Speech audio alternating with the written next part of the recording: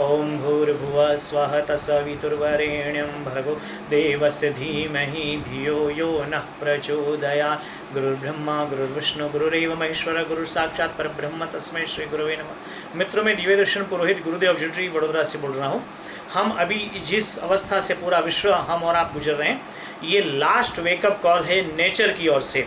Corona virus nature का last wake up call है। अगर भी ये मानव जाति संभली नहीं, उन्होंने नेचर के साथ हम लोगों ने खिलवाड़ करना बंद नहीं किया, हमने अपनी खुशी के लिए नेचर को, मदर अर्थ को परेशान करना बंद नहीं किया, तो अब आगे और प्रकृति माता असंतुलन बर्दाश्त नहीं कर पाएगी। ये लास्ट वेकअप कॉल है मित्रों।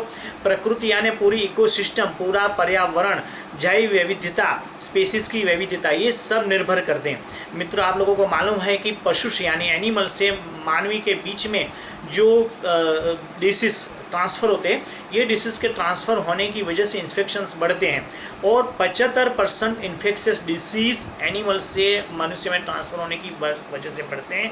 और ये अगर आप देखते हैं तो पिछले 10 सालों के भीतर इबोला ले लीजिए, डेंगू ले लीजिए, मलेरिया ले लीजिए, चिकनगुनिया ले लीजिए, सार्स कोविड-19 ये वाला कोरोना वायरस ले लीजिए, ये सब इन्फेक्शियस डिसीज़ बढ़ते जा रहे हैं। क्या हमारे बाप दादा के टाइम में, हमारे एंसेस्टर के, हमारे पूर्वजों के समय पर इतने सारे डिसीज़ एक साथ में इन्फेक्शियस डिसीज़ हुआ करते थे? और होते थे तो एक छोटे से क्षेत्र में तो उसको कंट्रोल भी इंसान कर लेता था। क्यों ऐसा होता था? और अब इतनी साइंस होने की वजह से हम नहीं कर पा रहे।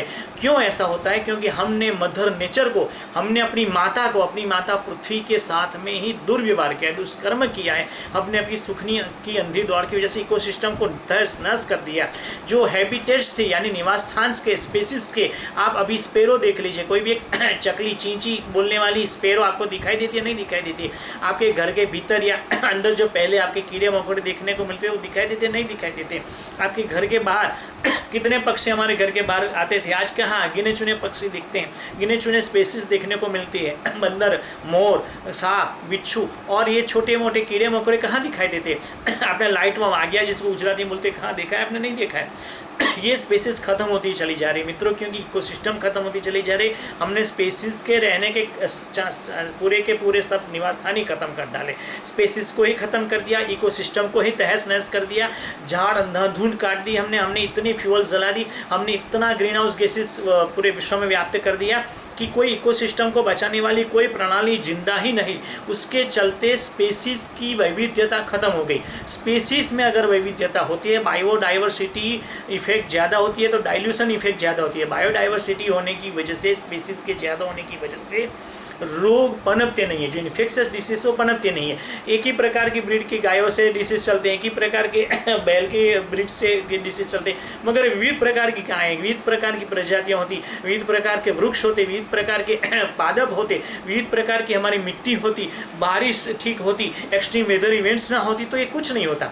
हमने अपने सुख का ही ख्याल किया, हमने एसी चलाए, एयर कूलर चलाए, हमने व्हीकल ट्यूनिंग नहीं किया, हमने व्हीकल पूल नहीं बनाया, हमने अंधाधुंध इंडस्ट्रियलाइजेशन कर दिया, अंधाधुंध वृक्ष का छेदन कर दिया, हमने अंधाधुंध ग्रीन हाउस गैसेस का उत्पादन कर दिया, और अब हम ईश्वर को कहते हैं कि हमें कुदरत महामारी कोरोना से बचाइए। ये कैसे संभव हो सकता है? ये कुदरत का लास्ट वेकअप कॉल है। अगर हमको बचना है तो हमें माता प्रकृति को बचाना पड़ेगा, प्रकृति के साथ में रहकर ही बिजनेस करना पड़ेगा, प्रकृति के साथ में रहकर ही व्यवहार करना पड़ेगा। अगर हम प्रकृति के विरुद्ध जाकर व्यवहार करते हैं तो आने वाले समय में इससे भी ज़्यादा डिसीज आने की संभावना है, क्योंकि हर 4 महीने में, साइंस कहता है, बायोलॉजिस्ट कहते हैं, हर 4 महीने में एक इन्फेक्शियस डिसीज आते हैं। पिछले वाले 10 साल का पन्ना पेजेस उठा करके आप देख लिए इतिहास तो आपको मालूम पड़ेगा कितने सारे डिसीज आ गए हैं 10 साल के भीतर। हर 4 महीने में एक इन्फेक्शन डिसीज आता है और साइंस उसको, मेडिकल डॉक्टर्स उसको कंट्रोल नहीं कर पाते, साइंटिस्ट के पास में उसकी कोई रस्सी नहीं मिल सकती है मित्रों। क्यों? क्योंकि हमने मदर अर्थ को, मदर नेचर को ख़त्म कर दिया है मित्रों। हमें और आपको जागना पड़ेगा। ये लास्ट वेकअप कॉल है, अंतिम जागृति का फरमान है माता प्रकृति की ओर से। प्रकृति माता कहती है, बेटा संतुलित हो जाओ, नहीं तो ये महाकाल का तांडव हमें कहाँ ले जा करके डुबोएगा किसी को मालूम नहीं है। मदर अर्थ को हमें ग्रीन बनाना है, हरी भरी बनाने, हमें हमारी बच्चों को एक हरी भरी पृथ्वी माता देनी जैसे हमारे एंसेस्टर ने हमको दी थी।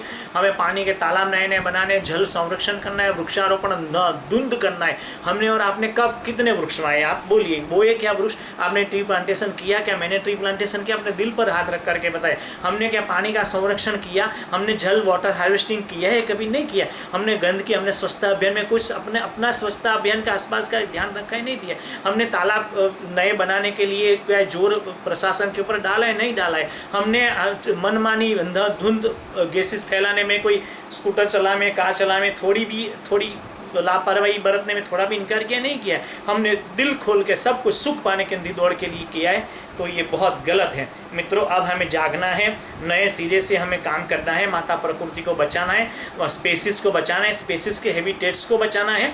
और आने वाले समय में फिर से हम जैसे अभी हम लॉकडाउन की परिस्थिति में देख रहे हैं, एकदम प्रशांति की अवस्था, ऐसी ना हो, मगर ऐसे ही स्पेसिस हमको देखने को मिले, ऐसा आसमान देखने को मिले, ऐसी खुशबू। अभी आप खुशबू रात्रि में लेंगे तो आपको देहात की खुशबू आएगी, आपको गाय के गोबर की खुशबू आएगी, आपको मिट्टी की खुशबू आएगी, आपके आसपास पंछियों की चहचहाट नजर आएगी, आपको प्रिंट ऑफ साइलेंस रात्रि में नजर आएगा। कुछ भी सुनाई देगा नहीं, केवल साइलेंस और पक्षियों की चहचहाट सुनाई देगी मित्रों ब्रह्ममुहूर्त में। तो आप फिर से, मैं और आप प्रयास करें, प्रकृति माता को फिर से हरा भरा बनाए, माता पृथ्वी को हरा भरा बनाए, तभी जाकर के इसका समाधान हो सकता है। माँ का प्रकृति हमारा समर्पण देखेगी तो ही वो महाकाल को तांडव रोकने के लिए विवश कर सकती है। तो हम एक संकल्प लेते हैं कि माता प्रकृति, माता पृथ्वी को हरी चूर्ण उड़ाएंगे, नए सिरे से उसका गुणगान करेंगे और प्रकृति संतुलन बनाए रखेंगे ना मेरे साथ में, ठीक है। तो हम आने वाले समय के लिए सर्वे भवन्तु सुखिनः सर्वे सन्तु निरामया की कामना करते हैं। Everyone be healthy, everyone be healthy happy, everyone be healthy, everyone be happy. मित्रों, मैं दिव्य दर्शन पुरोहित, गुरुदेव वेधशाला से